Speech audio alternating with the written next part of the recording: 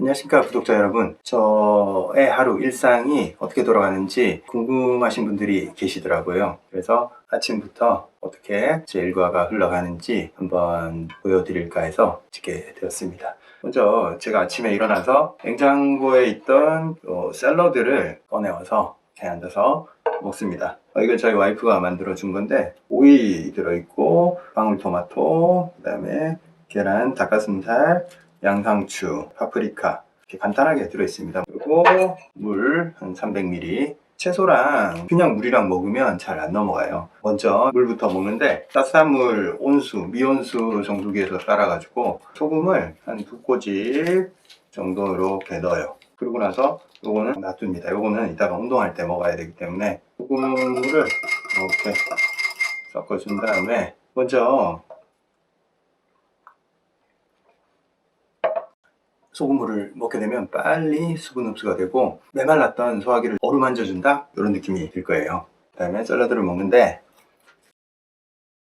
지금 시각은 5시 30분입니다. 일어나서 그때부터 준비를 하면 체계적으로 빨리 안 됩니다. 그래서 전날 내 손에 닿는데 모든 게 준비가 되어 있어야 돼요. 냉장고에 먹을 샐러드가 준비되어 있어야 되고 이런 것도 내 손에 닿는 데 있어야 돼요. 그래서 일어나자마자 거의 로봇처럼 움직여야 돼요. 안에서 꺼내고 물 가져와서 넣고 요것만 하면 된다. 아침에 뭔가 생각을 하면 안 돼요. 눈 뜨자마자 해야 될 일을 자동으로 해야 돼요. 앉아서 뭐 멍하니 있는다거나 오늘 뭘 할까 생각을 한다거나 그런 거 하면 안 됩니다. 그냥 해야 될 첫 번째 일을 해야 됩니다. 냉장고에서 샐러드 꺼내오는 게 저한테 있어서 첫 번째 일입니다. 카메라가 좀 낮은 것 같아서 좀 각도를 올렸습니다. 많은 분들이 샐러드에 드레싱을 뭘 해야 되나 여쭤보십니다. 근데 안 하고 이 본연의 맛으로 먹는 게 가장 좋아요. 양상추나 오이나 이런 것들이 수분감이 많기 때문에 아침부터 이렇게 입안에서 수분감을 느끼면 기분이 정말 좋아져요. 건조했던 소화기가 촉촉해지는 느낌도 받고 아주 좋아요. 채소를 이렇게 먹으려면 생각보다 열심히 씹어야 돼요. 원래 이렇게 말하면서 먹으면 안 되겠죠. 씹느라고 좀 바빠요. 아침에 샐러드만 먹었을 때 속이 좀 차다, 냉하다, 부담이 된다 이렇게 느낄 수가 있는데 저도 그런 날이 있어요. 그럴 때는 요 환기비책 요거는 속을 좀 따뜻하게 해주고 위 운동을 증가시켜주기 때문에 요걸 살짝 데워가지고 아침에 한 포 딱 먹고 갑니다. 요게 기운을 올리는 거다 제가 말씀을 드렸는데 아침에 제가 운동을 하기 때문에 운동 능력 향상에도 요게 도움이 됩니다.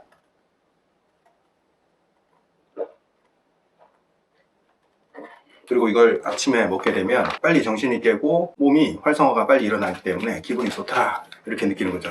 저도 이걸 맨날 먹지는 않는데 조금 소화가 느리다, 위가 좀 무겁다 할 때 주로 먹습니다. 그렇게 하면 하루 종일 좀 위가 가볍게 돌아가는 느낌을 받게 됩니다. 이걸 커피처럼 사용하지 않나 이렇게 생각할 수 있는데 인삼이나 황기 이런 게 사실 카페인이랑 굉장히 유사한 역할을 해요. 정신을 깨워주고 에너지 활성화를 시키는데 일단 중독성이 없고 부작용이 없어요. 그래서 괜찮게 활용할 수 있는 조합이다. 황기나 인삼, 대추 아침에 이런 식으로 차를 끓여서 마시면 커피 대용으로 에너지를 끌어올리는데 사용할 수 있다 이렇게 생각하시면 좋겠습니다. 집에서 나왔습니다. 최대한 빨리 집에서 나와야 됩니다. 집에서 오래 있으면 좋은 게 없어요. 식사를 했으면 후다다다닥 먹을 거 먹고 딴 거 생각하지 말고 바로 나와야 됩니다.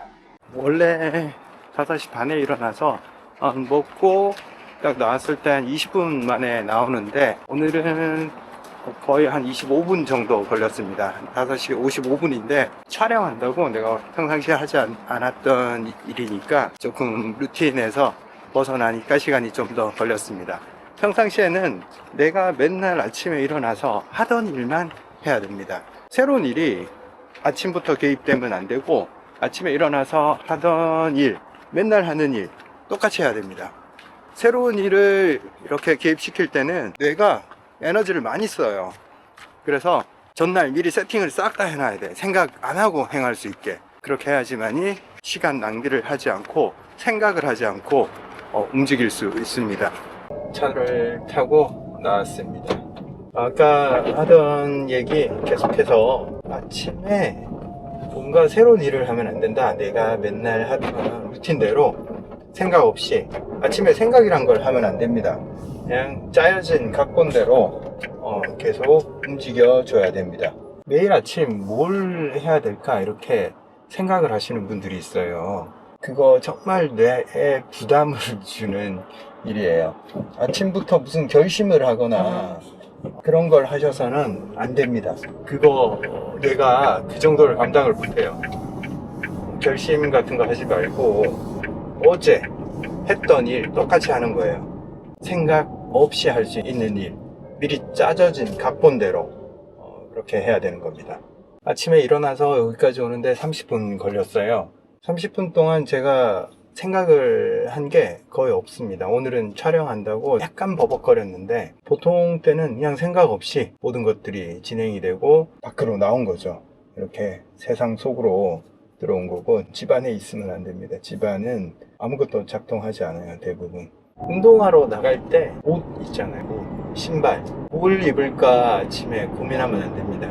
같은 패턴이어야 돼요. 맨날 운동하러 갈 때 입는 옷이 있어야 되고 바지가 있어야 되고 신발도 똑같은 것만 신어야 돼요. 어떤 행위를 할 때 선택이나 고민이 주어지지 않게 모든 게 그냥 정말 반복처럼 똑같이 아무 생각 없이 일어나게, 요게 핵심입니다. 아침에 일찍 일어나서 운동을 계속 지속해 나갈 수 있는 패턴은 그것밖에 없습니다. 생각 없이 일어나게 모든 게 반복을 해야 된다.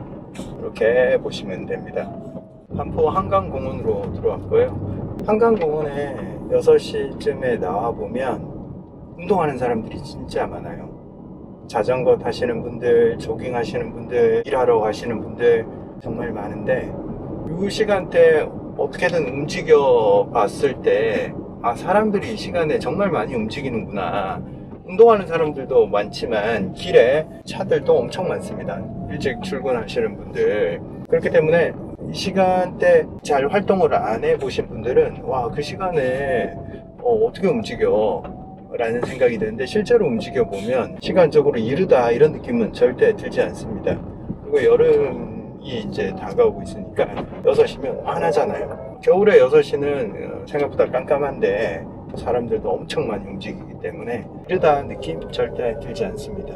아침에 준비할 게 많아서 빠르게 준비를 하고 다시 영상을 찍고 있습니다. 여기는 반포 한강공원이고, 뒤에 제 차가 보이죠? 이렇게 차에다가 제가 카약을 실어 왔고, 물에 들어가서 패들링을 할 복장을 다 해왔습니다. 이제 물에 들어가기 전에 아까 소금 남은 거, 운동할 때 그냥 물 먹는 것보다 이렇게 소금을 타서 먹는 게 훨씬 좋기 때문에 아침에 먹고 남은 거 이렇게 넣어서 운동할 때 사용하면 되겠습니다. 기온은 한 20도 정도 되고 바람이 좀 불고 있어요. 한강 보이시죠? 한강 어디서 배를 띄우냐면 이렇게 배를 띄우는 슬로프라는 게 있어요. 이렇게 차도 내려갈 수 있게 되어 있는 이런 슬로프에 내려가서 카약을 타게 됩니다. 타면서 또 보여드리도록 하겠습니다. 제가 카약을 한강에서 1년 내내 탑니다. 영하의 상황에서도 타고 바람이 불어도 타고 비가 와도 탑니다. 물에서 하는 운동이기 때문에 젖어도 상관없고, 겨울에 만든 옷들이 있어요. 추위를 이길 수 있는 옷들이 있기 때문에 그런 옷들을 입고 타면 1년 내내 탈 수 있습니다. 오늘 같은 날 이제 좀 익숙하지 않은 분들은 카약하러 잘 안 나옵니다. 바람이 좀 불기 때문에. 저는 1년 내내 일본 비상 상황에서 다 대처를 할 수 있기 때문에 어떤 상황에서는 멈추지 않습니다. 오늘은 또 바람 부니까 바람 불어서 좋네요. 바람 불면 더 재밌어져요. 얘가 좀 불안정하기 때문에 더 재미가 있고 더 즐겁습니다. 처음 이렇게 불에 나왔을 때는 바로 막 달리지는 않고, 물에다가 날씨 몸이 적응할 수 있게 편안하게, 내 안장은 지금 내 세팅에 맞나, 뭔가 불편한 부분이 없나, 운동을 시작했을 때 격렬하게 진행을 하게 되면 몸도 다칠 수가 있고 심리적으로도 좀 부담을 느낄 수 있기 때문에 처음에 즐기는 시간, 바람이 너무 많이 불어서 시트를 좀 타이트하게 적용하는 작업을 하고 있습니다. 흔들리는 데 대응하기 위해서. 제가 지금 타고 있는 카약은 일반인들이 유지하는 그런 카약하고는 종류가 좀 다릅니다. 서프스키라는 장르의 카약인데 이거는 빨리 달리고 그리고 서핑, 파도를 탈 수 있게 설계된 그런 카약이에요. 홀로 한강에서 카약을 타게 되면 속도가 잘 나오기 때문에 아침에 피트니스 개념으로 그걸 가지고 운동을 하는 사람들이 꽤 있습니다. 그리고 빨리 달리게 설계가 되어 있기 때문에 배가 6m 이상이고 폭이 43cm밖에 안 됩니다. 일단 폭이 43cm밖에 안 되기 때문에 저항이 적어요. 저항이 적어서 빨리 달릴 수 있고 이제는 좁기 때문에 보시다시피 이제 엉덩이가 조금 넓은 폭이에요. 그래서 이걸 타기 위해서는 많은 시간이 필요합니다. 밸런스, 그러니까 중심 잡는 능력이 제법 요합니다. 이 정도 폭의 배를 다루기 위해서는 이거보다 넓은 거에서 그래서 1년, 저 같은 경우에 거의 매일 탔기 때문에 한 1년 걸렸고 저는 더 오래 걸렸습니다. 이게 이 장르에서 가장 좁은 폭의 서브스키고 대부분 대회에서 사용하는 선수용입니다. 우리 표면이 잔잔한 경우는 잘 없잖아요. 바람 조금만 불고 한강도 출렁출렁거립니다. 밸런스를 요하는 운동을 할 때 내 몸에 집중을 굉장히 많이 할 수가 있어요. 즉, 잡생각이 안 됩니다. 이게 뭘 의미하냐면 이 운동 자체가 가지는 어떤 매력이 명상에 비유할 정도입니다. 명상 자세로 앉아서 하는 게 뭐예요? 딴 생각이 떠오르지 않을 정도로 집중을 하는 거잖아요. 근데 저는 명상을 해봐도 자꾸 생각이 떠올라요. 근데 이 카약을 하고부터는 이게 내 명상 방법이구나 라는 생각이 딱 들어요. 제대로 자세를 잡고 타고 그리고 이 밸런스를 유지하기 위해서 내 신체 전체와 내 뇌는 딴 생각을 못해요. 오로지 지금 이렇게 패들링을 하고 있는 그 상황에 집중할 수밖에 없습니다. 살면서 이런 조건에 들어가기가 쉽지가 않습니다. 일부러 이런 조건에 밀어 넣었을 때 좋은 감각을 얻게 되는 거죠. 저는 사실 패들링을 한다고 하지만 아침에 명상을 하러 나오는 거랑 그냥 한 가지입니다. 명상을 하면 무엇을 얻냐? 제가 비교적 걱정을 하지 않고 살아가는 편인데 하루를 살아보면 또 뭔가 생각거리가 생기고 걱정거리가 생긴단 말이에요. 그거를 이렇게 아침에 나와서 패들링을 하고 위에 이 더 넓은 한강 위에 나 혼자 이렇게 고독한 패들링을 하다 보면 어제 생각했던 그런 고민들은 가짜구나. 나는 여기에 존재하고 나는 패들링을 하는 사람이구나 하는 그런 감각이 다시 자리를 잡게 됩니다. 그래서 나 자신을 패들링을 하는 사람으로 다시 정의를 내리게 됩니다. 내가 몸을 쓰고 있었을 때가 가장 현실 감각이 강하기 때문에 이렇게 몸을 쓸 때 자기 자신한테 집중하면서 그 외의 감각들, 머리가 만들어낸 가짜 생각과 가짜 불안들, 이런 것들이 가짜라는 것을 느끼고 가는 거죠. 사실 그런 생각도 안 해요. 이거에 집중하다 보면 사실 아무 생각이 안 나요. 오늘은 이렇게 말을 하면서 타서 그렇지 그냥 이 자세 하나하나에 이 하나하나가 이루어졌을 때 배가 앞으로 나가거든요.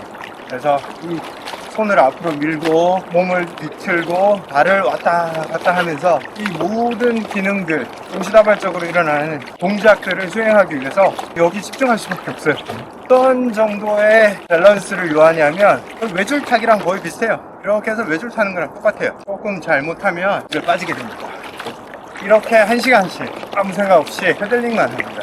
1시간 동안 쉬지 않고. 힘들거나 지루하냐? 사실 그런 감각이 개입할 여지가 없어요. 그냥 한순간 한순간에 집중하기 때문에 한순간을 놓치면 리듬이 깨지거나 속도도 나지 않고 또 심하면 밸런스가 깨져서 물에 빠지게 됩니다. 물에서 하는 운동이기 때문에 기본적으로 넘어야 할 관문 중에 하나가 두려움입니다. 물에 빠지면 어떡할까? 빠졌는데 누가 구해주지 않으면 어떡할까? 막 이런 불안이 처음 입문할 때 굉장히 많이 생겨요. 물에서 이렇게 혼자서 할 수 있는 수준까지 도달하려면 긴 시간이 필요하고 그때까지는 같이 운동을 하게 됩니다. 그러고 나서 두려움을 어떻게 극복하느냐? 두려움은 내가 해결하지 못할 것 같을 때 걱정이나 두려움이 생기잖아요.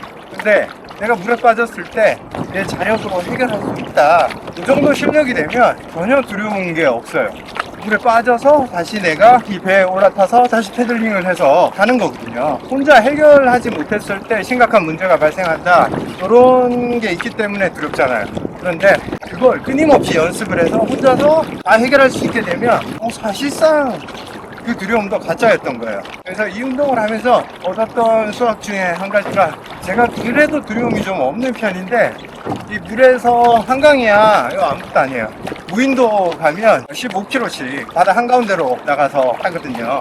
그럴 때는 처음에는 정말 두려워. 나밖에 없어. 주위 반경 10km에 나밖에 없어. 이런 느낌이 들면 야, 이거 자칫하다가는 큰일 나겠는데, 이런 느낌이 듭니다. 근데 그거 역시도 많은 안전장치와 그런 걸 통해서 아주 안 좋은 상황에서도 다 극복 가능하고, 실제로 그런 위험한 상황은 발생하지 않았어요. 다 그냥 두려움으로 내가 내 머릿속에 만들어냈던 이야기들인 거죠. 그래서 이거 카약을 타면서 내 속에 존재하는 두려움에 대해서 조금 더 많이 생각해 볼 수 있는 계기가 되었고, 어떤 내가 삶에서 두려운 일들이 발생했을 때 그걸 천천히 분해해 봅니다. 이 두려움의 근원이 뭘까? 내가 두려움을 갖게 되는 이유가 뭘까? 그런 습관이 생기게 됩니다. 이렇게 해서 내 삶에서 일어나는 어떤 일들을 분해해 보게 되면 생각보다 별 게 없어요. 또 별거 아닌 거에 내가 두려워하고 있었구나 라는 걸 반복되게 알게 됩니다. 그래서 극복하고 이해하고 반복하다 보면 그건 아무런 삶의 장애가 되지 않는 거예요. 대부분 그 두려움이 강하게 작용하기 때문에 이런 운동을 할 때건 뭔가를 내가 할 때 거기서 이제 생각이 개입하게 됩니다. 이거 이렇게 해서 위험하지? 이거 이렇게 해서 내가 좀 하면 안 돼. 그런 생각에 사로잡혀서 자꾸 스스로한테 브레이크를 걸면서 한 발짝 나아가지를 못하고 제자리 멈춥니다. 제자리 멈췄을 때 삶에서 어떤 일이 벌어지냐? 반복합니다. 그 똑같은 사고 패턴을 어떤 일들에서든 반복하게 됩니다. 운동을 시작하게 됐을 때 두려워서 멈췄다면 다른 일에서도 똑같은 일이 발생합니다. 일도 두려운 정도가 내가 넘어서지 못할 것 같다 하는 두려운 일들이 생기면 거기서 멈춥니다. 그리고 앞으로 나아가지 않게 됩니다. 삶에서 두려움을 극복한다 라는 것은, 내가 만약에 운동을 하는 데 있어서 두려움을 극복하면 이게 운동에만 멈춰 있지는 않아요. 내 삶 전반에 적용이 가능합니다. 똑같이 이걸 운동 따로, 내 삶에서 일어나는 일 따로 생각하지 않고 계속 확대 적용해야 됩니다. 똑같은 일이 벌어지고 있어요. 실제로 내가 한강에 이렇게 카약 타러 나오는 게 두려워서 못한다, 근데 다른 일은 두려움 없이 잘 해결한다, 그럴 수도 있어요. 근데 저 같은 경우에 거의 같은 일이 머릿속에서 벌어지고 있다고 보거든요. 그걸 의식을 하면 됩니다. 똑같은 일들이 반복되고 있구나. 그리고 그 반복의 패턴을 끊어내면 어떤 일이든 쉽게 해결이 되겠구나. 그런 가정을 하고 내 삶에 대입을 해봐야 됩니다. 삶은 실험처럼 대하는 게 가장 좋다, 그렇게 생각합니다. 어떤 가정을 세우고 삶에다가 테스트를 해보세요. 어떤 자세로? 호기심 가득한 자세로. 그러면 삶의 심각도가 별로 없어요.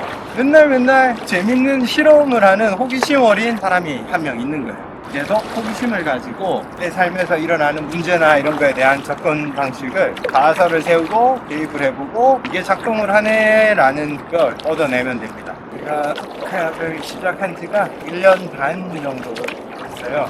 1년 반 전에 어떤 생각을 했냐면, 그때 다리 무릎이 좀 기능이 약해져가지고 일반적인 운동을 하기가 힘든 상태였기 때문에 카약을 해야겠다, 이런 생각을 하게 됐어요. 다리가 아파서 그런 생각을 하기도 했지만, 실제로 제가 카약에 관심을 가졌던 게 한 10년 전부터 저거 한번 해봐야지 하는 생각을 가졌는데, 이 운동이 진입 장벽이 상당히 높아요. 이걸 도대체 어디다 보관하고 어떻게 이동하고 어디서 사야 되고, 이게 일반적인 보편적인 스포츠가 아니기 때문에 관심이 있다고 쉽게 진입할 수 있는 장르는 아니에요. 그래서 저도 생각만 하고 몇 번 시도를 하다가 계속 장벽에 가로막히는 거예요. 그러다가 딱 한 순간 이런 생각이 들었어요. 내가 뭔가를 해보지도 않고 그냥 계속 생각만 하고 있구나 라는 걸 알게 됐어요. 뭔가 한 발짝 떼지도 않고 계속 전체 큰 그림 다 짜려고 하는 거예요. 카약도 없으면서 카약을 어디 재밌는 데 가서 타야지, 이런 생각, 결론을 상정을 해놓고 자꾸 생각을 하고 있더라고요. 그래서 이렇게 진입 장벽이 좀 있고 내 자신이 자꾸 마음속에서 브레이크가 걸리는 영역에서는 먼저 한 발짝 떼는 게 중요한 거구나 라는 생각이 들어서 카약 동호회에 가입을 해서 이 부분에 대해서 잘 아시는 분한테 조언을 구했어요. 어떤 걸 사면 되냐. 그래서 바로 구매를 하니까 그다음부터 모든 일들이 일어나요. 샀으니까 차에 실어야겠죠. 차에 싣기 위해서 캐리어가 필요하다라는 것을 알게 돼서 캐리어도 구비해서 차 위에 싣게 되고 보관 장소를 물색하기 위해서 머리가 돌아가는 거예요. 뭔가 첫 발을 내디디니까 그 다음에는 되돌아갈 수 없는 거구나, 내가 앞으로 나가야겠구나 이런 생각이 드는 거예요. 배수의 진이죠. 굉장히 중요하게 작동합니다. 배수의 진. 내가 빠져나갈 구멍을 다 차단을 해버려야 돼요.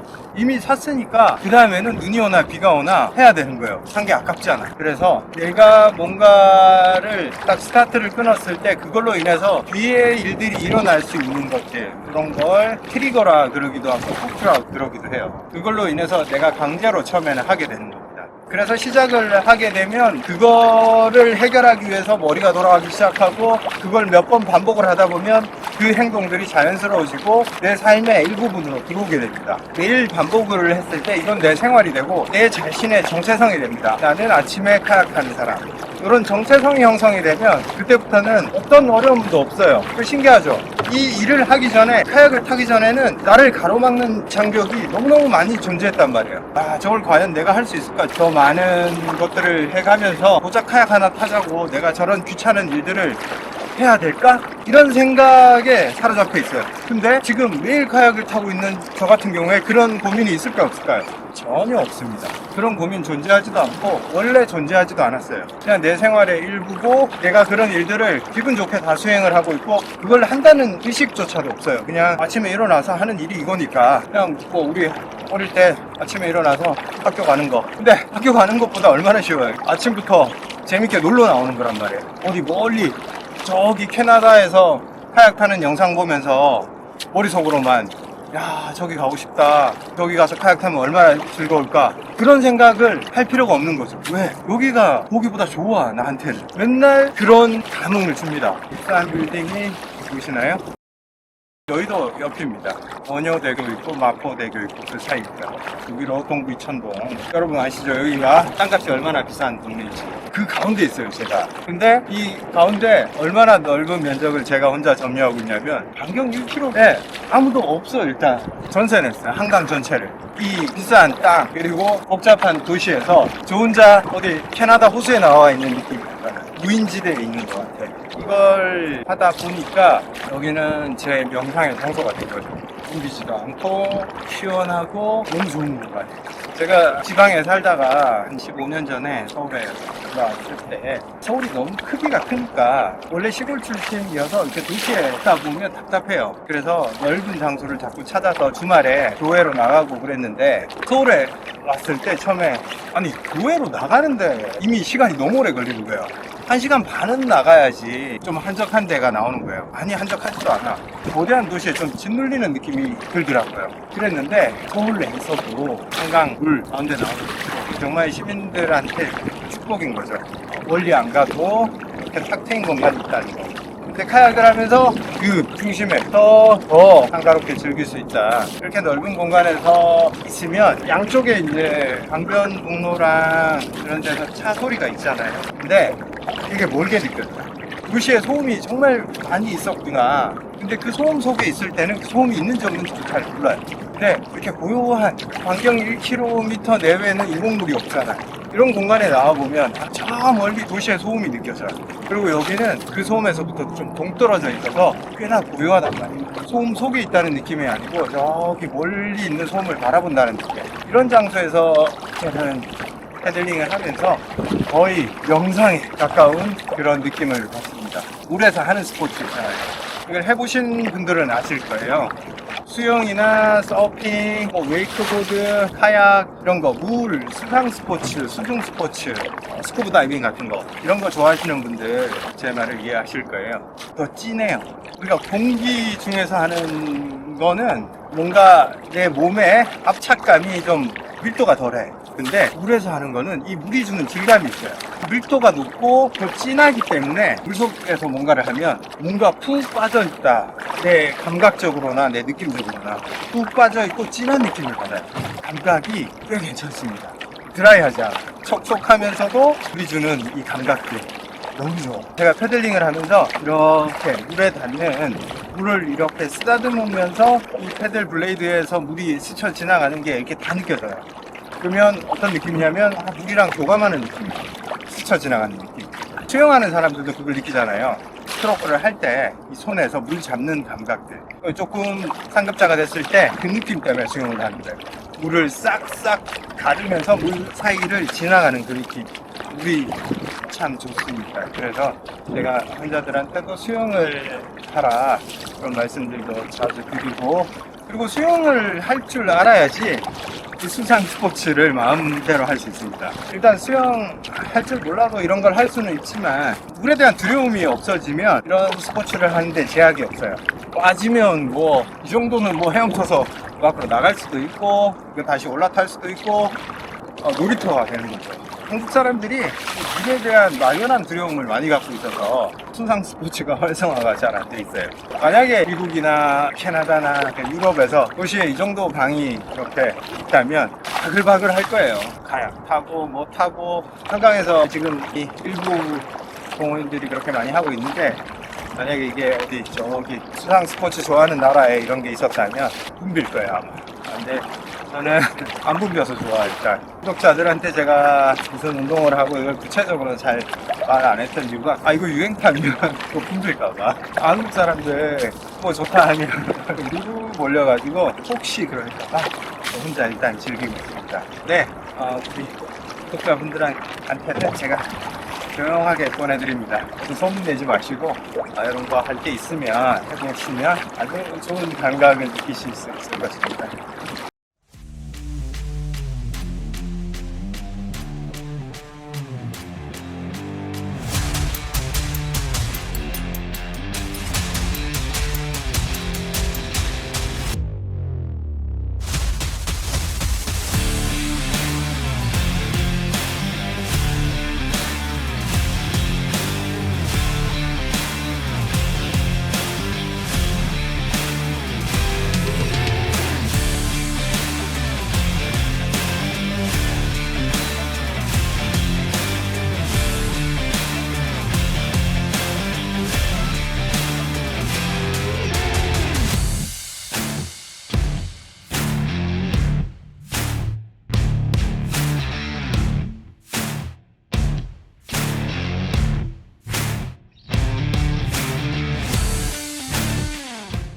방금 배가 지나가서 제가 거기서 파도를 좀 탔는데, 배가 지나갈 때 파도를 일으키면 소위 말하는 서핑이라는 걸 할 때요.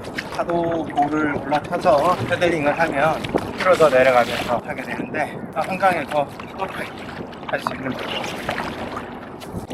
그 패들링을 해서 이제 복귀를 해보겠습니다. 한 10km 정도 탔어요.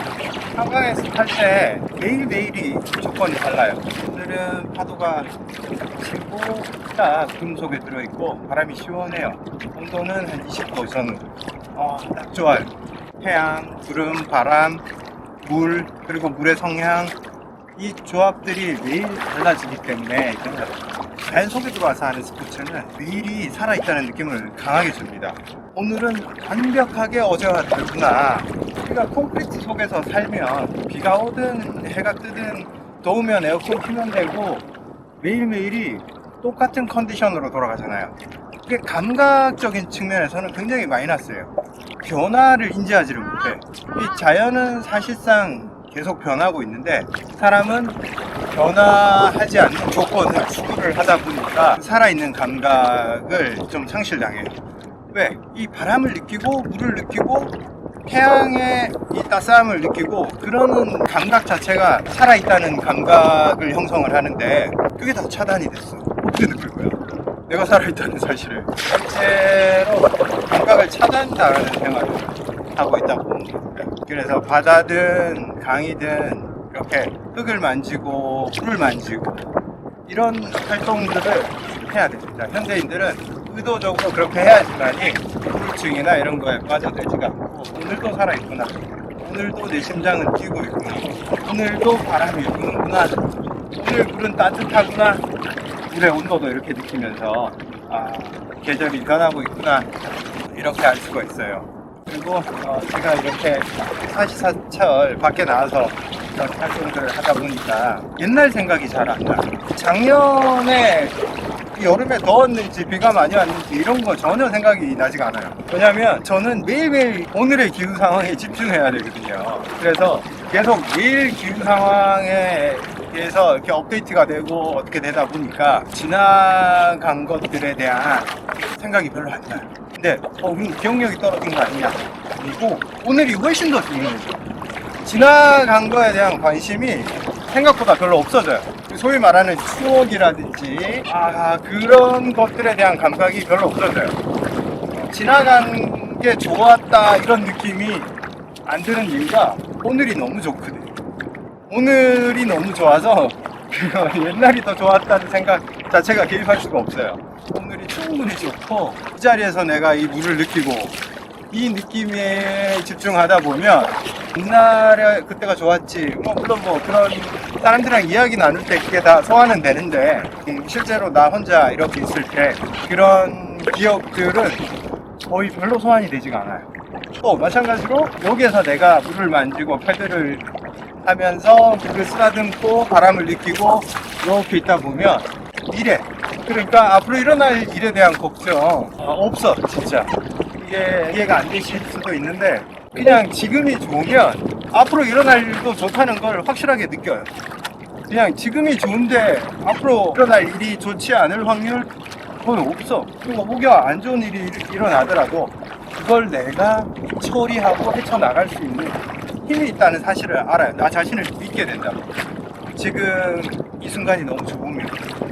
그래서 의도적으로 과거에 집착하지 않고 미래를 걱정하지 않는다. 이게 현재 살아라 하는 벤카르트 톨레, 그런 사람들이 현재만이 진짜다 이런 얘기를 해요. 과거와 미래는 허상이다. 저도 공감을 해요. 그런데 현재에 충실하지 않으면 그 감각을 얻을 수가 없어요. 현재 충분히 내가 진하게 존재하고 있다는 그 감각이 있어야지만이 자동적으로 그냥 과거와 미래는 사라져 버려요.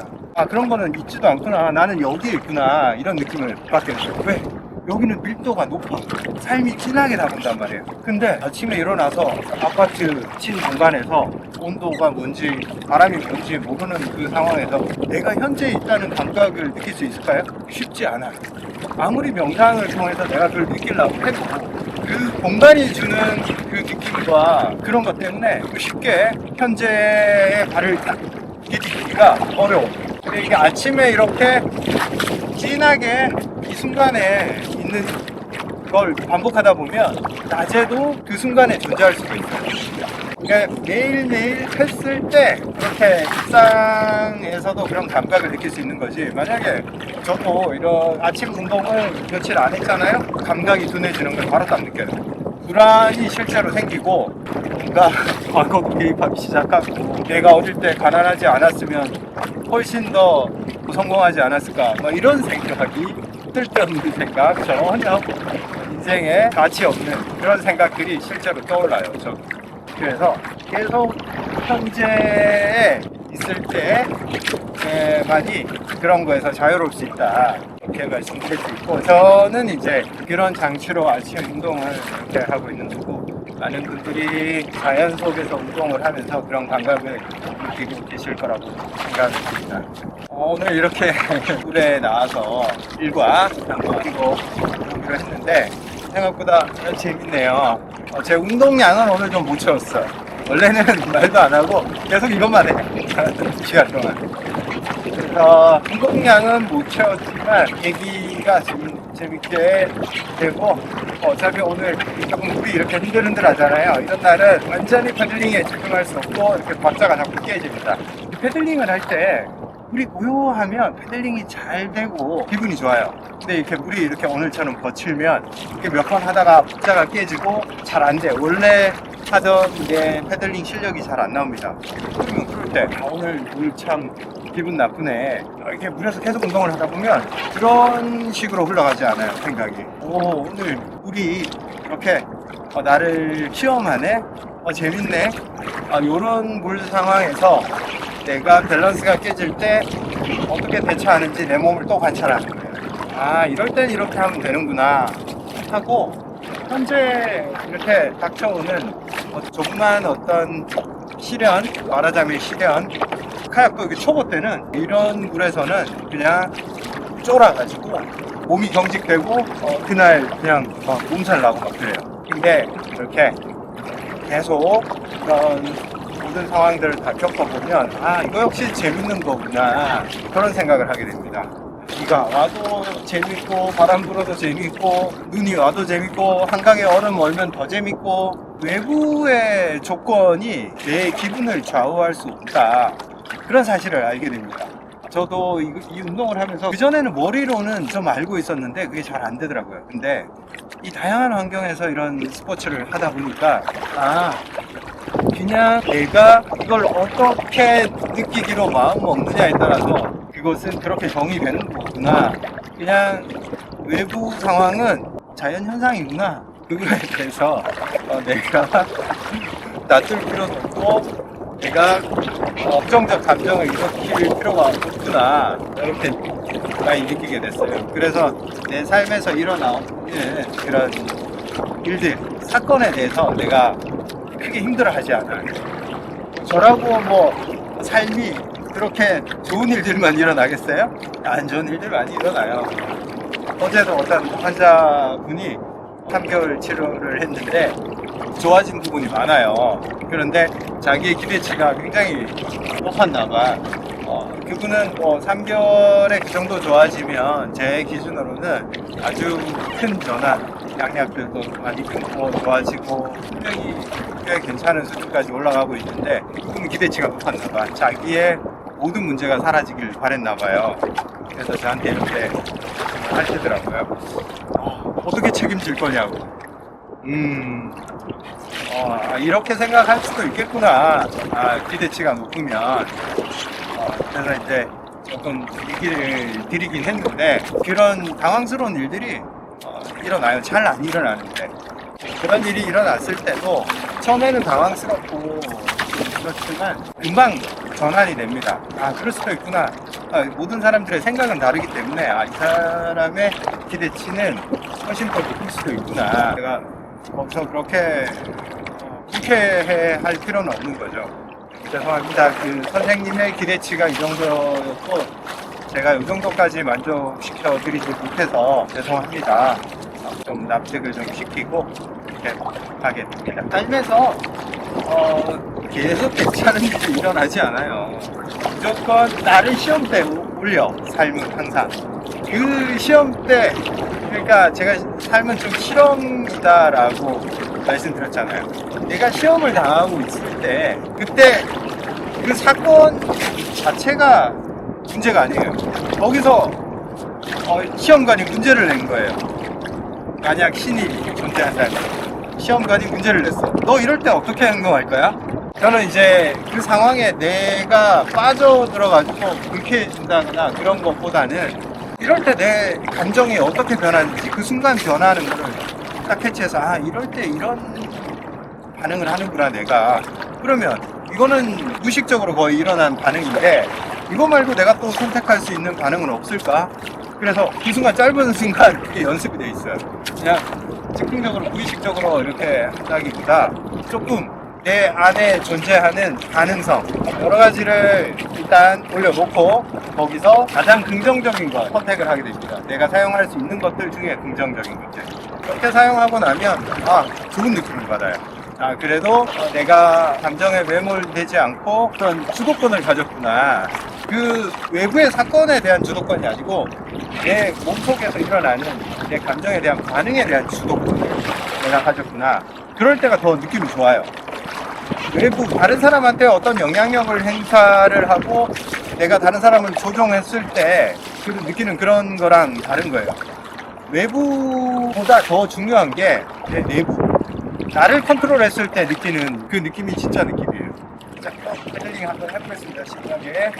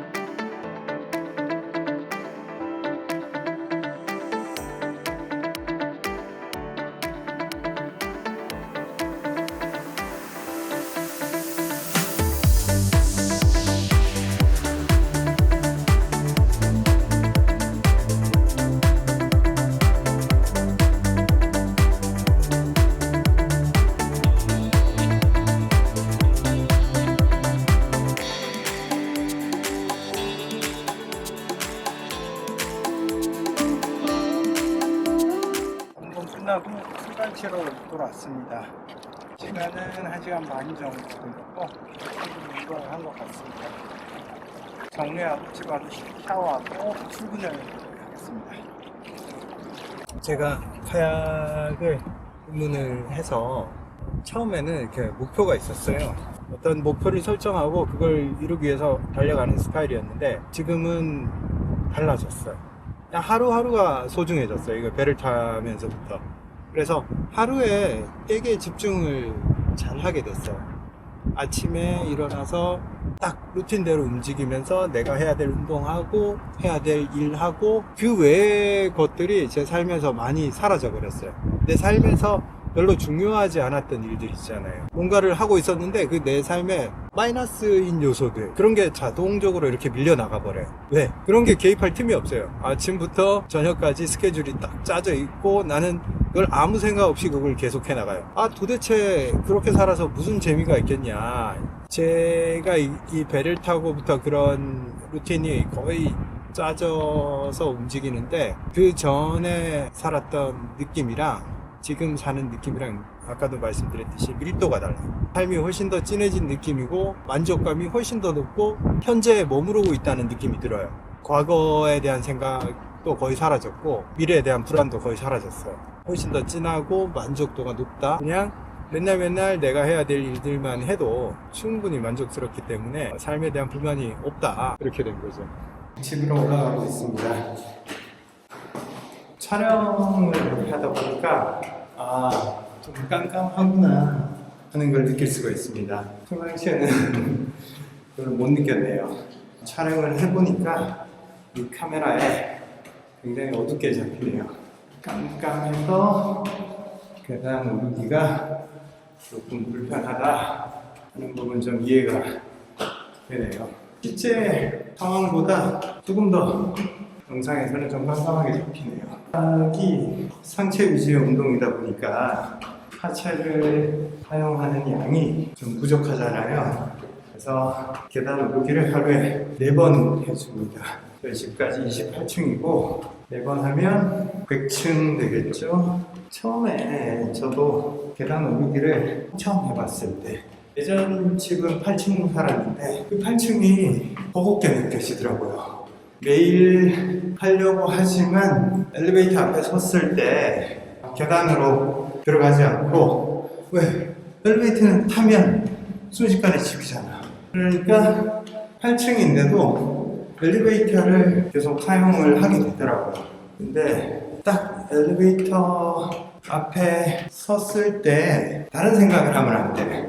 소변이 마려우니까 혹은 시간이 없으니까 혹은 손에 뭔가를 들고 있으니까 그런 얘기들을 하면서 엘리베이터를 타야 할 이유들을 만들어내요. 근데 다 가짜 이유죠. 대부분 그냥 엘리베이터 앞에 섰을 때 계단으로 항상 들어가면 돼. 생각이라는 걸 하면 안 돼. 그러다 보면 이게 8층이든 28층이든 다 익숙해지는 거죠. 처음에 제가 28층을 걸어 올라갔을 때가 생각이 나네요. 와, 이게 되네. 굉장히 뿌듯했어요. 28층을 계단으로 올라본 경험이 없기 때문에 한 번도 없었어요. 28층을 계단으로 올라가야 된다는 생각을 해본 적이 없으니까 너무 뿌듯했어. 일회성이었지만 당시에 느낌이 좋더라고요. 그리고 그걸 지속해야겠다는 생각도 생각보다 안 했어.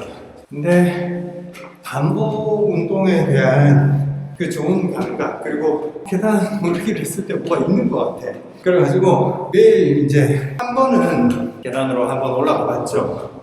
그러니까 한 번 올랐던 것도 대단한데 매일 한 번씩 그걸 반복을 하니까 또 좋은 느낌인 거예요. 오, 되네. 그때는 한 번은 일회성이지만 매일 28층씩을 오르면 어떤 느낌이 있냐면 나 자신에 대한 어떤 자기 효용감, 나 좀 꽤 대단한 사람인데 매일 28층을 걸어 올라가는 사람 드물걸? 자부심 내지 뿌듯한 그런 게 생깁니다. 내가 지금은 누구한테 자랑 안 하는데 이게 당연한 게 돼버려서 그때는 사람들한테 그 얘기를 하면 사람들이 되게 재밌어 하더라고요. 와, 28층을 매일 올라간다고? 이렇게 사람들 반응 보는 것도 재밌고 이렇게 하다가 한 번 해도 이렇게 좋은데 그냥 매번 하자. 내가 하루에 집으로 올라가는 게 한 4번 되니까 이 4번 다 그냥 올라가보자 해서 그렇게 한번 해보니까 익숙해지니까 아무것도 안 해요. 당연한 거예요. 다리에 힘이 길러지고 이게 익숙해지니까 전혀 어려움이 없는 거죠. 자, 얘기 좀 하고 왔는데 벌써 28층이죠. 이게 여기 보이시죠? 28층. 금방이에요, 금방. 시간 얼마 걸리지가 않아요. 몇 마디 하다가 보면 혼자 생각 좀 하다가 보면 28층이야. 이렇게 28층. 운동을 매일 하면서 제가 좀 달라졌던 게 뭐냐면 운전을 하면서 끼어들거나 운전을 좀 난폭하게 하거나 그런 사람들이 있을 때 감정이 반응을 하는 걸 느꼈는데 요즘은 운동을 하고 나서부터는 그렇게 반응을 하지 않아요. 그 차이가 뭐냐면 심장의 능력, 아침부터 심장을 제대로 사용을 했을 때 심장이 튼튼하잖아요. 힘이 있잖아. 그러면 부정적 감정에 쉽게 빠져들지가 않아요. 긍정적 감정에 오래 머무를 수 있다. 운동을 한 이후에 에너지 레벨을 올려놨기 때문에 제가 운전할 때 이제 감정 상태를 많이 살피거든요.